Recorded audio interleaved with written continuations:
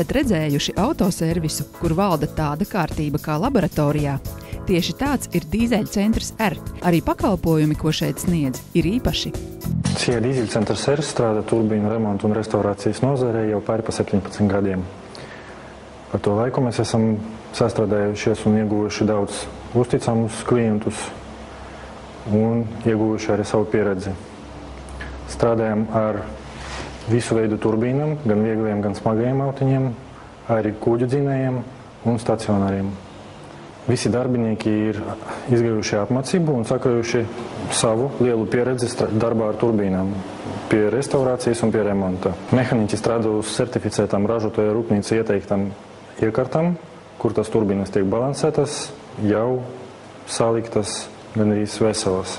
Kad turbīna tiek nogādāta pie mums, viņa parasti ir netīra un sarusējusi.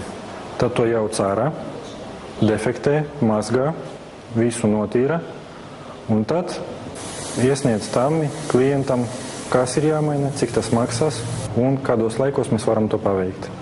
Ja klients dos piekrišanu, tad mēs visu notīram līdz galam, sagādājam jaunas rezerves daļas un viss tiek salikts ar jaunam rezerves daļam, tiek balansēts un salikts, nokrasotas citas detaļas, kas pieļauj savu krāsošanu, un klients saņem smuku turbīnu. Kad turbīnas vidējā daļa ir salikta, tad tā tiek uzstādīta uz balansēšanas stenda un tiek pārbaudīta reālos apstākļos. Visiem motoriem, kas ir lielāki par vieglu automobīļa motoru, turbīnas rotori tiek balansēti atsevišķi, bet arī jau kā salikts mehānisms kopā ar citiem sparniņiem un sastāvdaļām. Varam lepoties ar to, ka kopš 2008. gada mēs esam Mitsubishi turbīnu pārstāvniecība Latvijas reģionā.